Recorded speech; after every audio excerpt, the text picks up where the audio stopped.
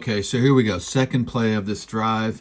Steelers-Bills, first drive of the AFC wild card.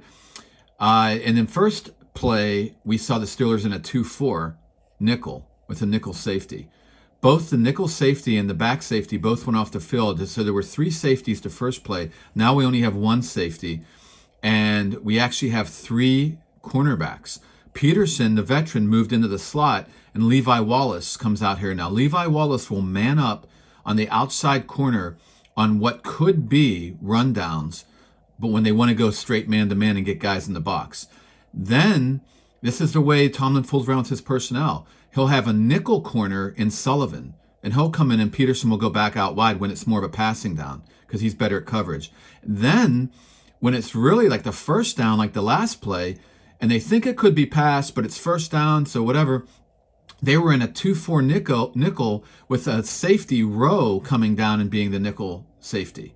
They have a nickel safety, a nickel cornerback, an outside cornerback with Peterson moving into the slot. There's different ways they do it with different personnel. So they went from first play 3 safeties to the next play 1 safety. And actually also show this. This is something else you can get right away.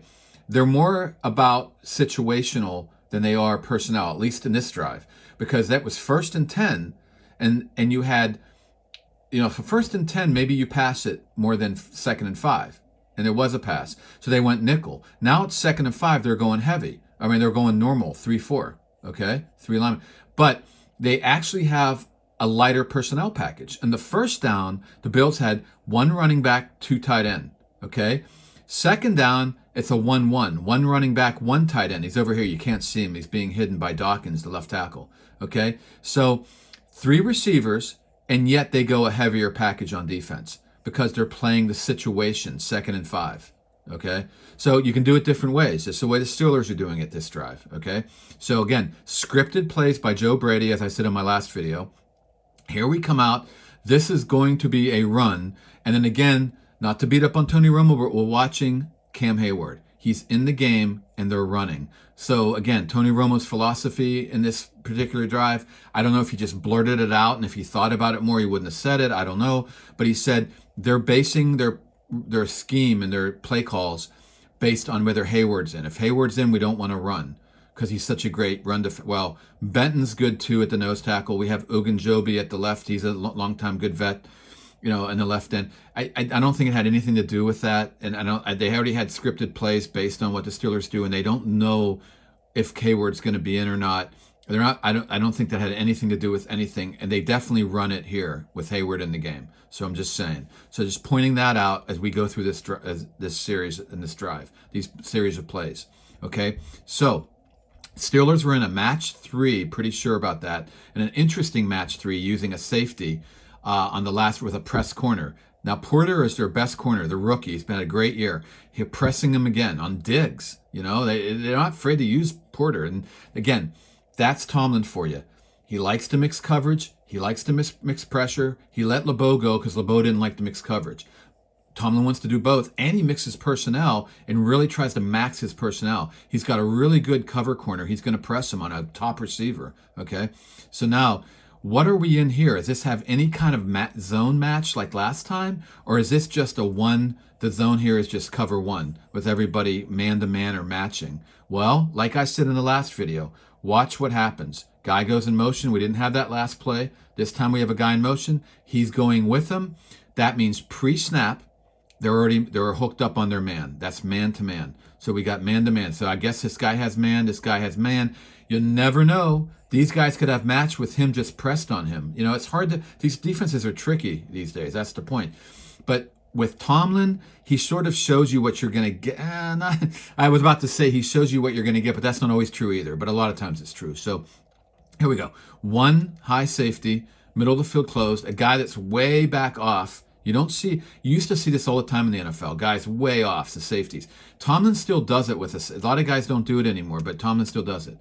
So you got to say, okay, so he follows him. Let's see how it plays out. Yeah, it's man-to-man. You can just see it's man-to-man with 1 safe. So it's 1 man. That's called 1 man. All right, do we have any blitzing or anything? No. Okay, just standard 3-4. This is all standard. So what happens on offense here? So you have to know the last play. Quick game, a quick pass, okay? 2nd and 5. What's happening this game? It was in a pro style, okay, like a West Coast offense style. Now here we have tight end over here, lineman, 3 receiver, and Diggs goes in motion to the wide side to make it trips to the wide side with just a tight end and a running back over here. So that's cool stuff. That's fair. This is still pro style. Still pro style, nothing crazy. No one's spread out really far here, like a power spread, not too much. So we go. But the rest of this is power spread, and let me show you why. Okay, handoff. All right, well, Josh was running over here. Look at Diggs looking for the pass over here. These guys are clearing out like a little screen maneuver. They're not really blocking, but that can be another way of doing a screen. You clear out and let him just, that's not really a screen then. It's more just a flare to Diggs, but whatever. A little pop pass, right? So when you do RPO, a run pass option, you can give it to the guy for the run, or you can come out and pass it. And usually it's it has to be quick, because if these guys get downfield too much on the run, usually you have a couple guys pass blocking. It doesn't always work like this. Kalen DeBoer does everybody run blocking. It's wild. That's hard to read that. But it's you usually have a couple guys pass block, couple guys blocking hard for the run, but you don't want them to get downfield and get a penalty too much. So because if you get downfield and it's a pass, it's a legal man downfield. That's part of the rules, okay? And it's even more difficult in the pros. They have more space to get downfield in college. So you really have to do what they call pop pass. So this would be a pop flare pass to Diggs. You fake it, but look it. Allen's not even looking that way. There's nothing. This is not an RPO, in my opinion. He's not even looking over here. This is all a fake RPO. The pros are messing with this a lot, and I love it. A little tweaks. That's what the pros like to do. They have a lot more time than they do in college, more experienced guys, and they tweak it. They tweak everything, make little tweaks. Sometimes you get too caught up in the tweaks, and you get caught up in the weeds. That's the problem with the pros. College keeps it more simple, but the NFL is trying to simplify now. Guys like McDaniel, Slowick, they're trying to simplify. Even Joe Brady here. Try to keep it simple, stupid. So here we go.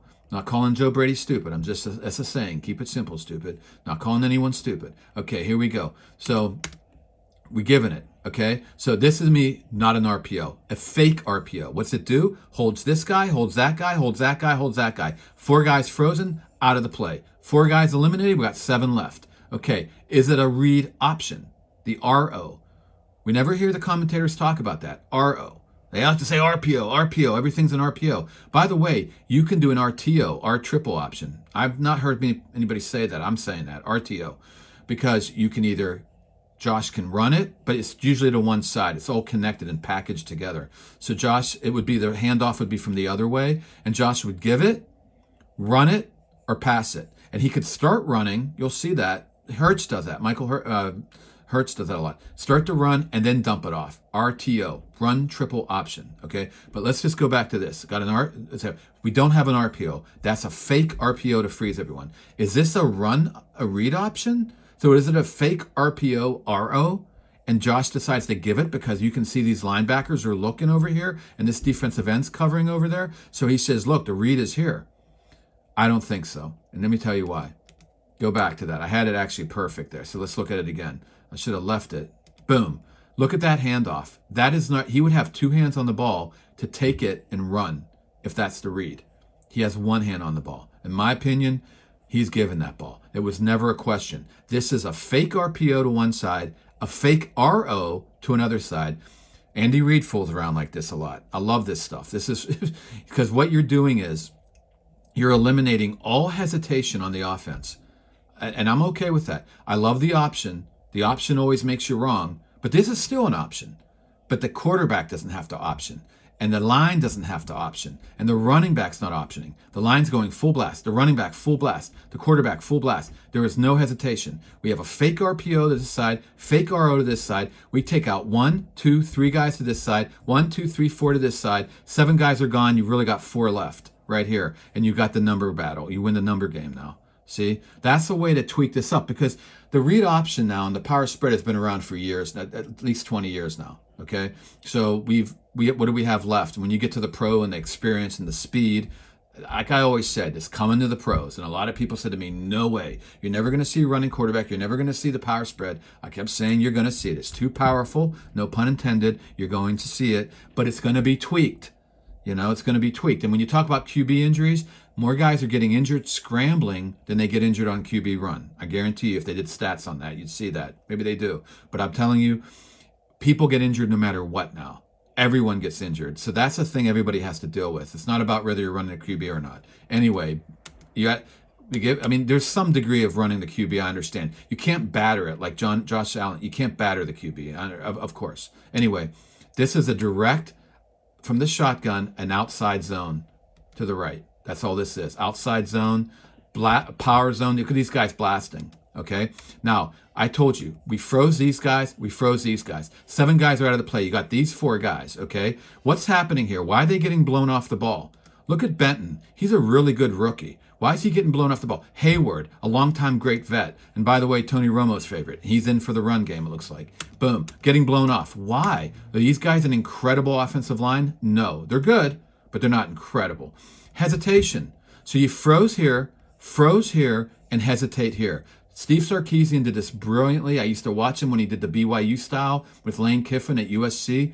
And he killed Ohio State in 2008. It shot me into all this scheme stuff because I knew Ohio State had a great team that year, and I couldn't believe how they got totally out-schemed. Sarkisian was a genius. He did this. You're making people hesitate. They don't know what's going on. We just did a quick game pass. We got a guy flinging out here. We got Josh Allen who can really run, and they're aware of that. Where's the ball going? So these guys are hesitating, and these guys are not. These guys are hesitating. These guys are not. Bam! That's why they get the push. Quick run up the middle by Cook. And then he could have probably got out here, but pretty good linebacker play there. And then he blasted up inside. Almost gets the first. Actually, a very good job by the nose tackle, Benton. He hesitates, he gets blasted, then he comes back off of that and fights back in there and then stops it. And Heyward, of course, right here. So good job by those guys, but still gave up 4 yards. That's what all the fake stuff does, the RPOs, the ROs, and there's 1,000 ways you can use it.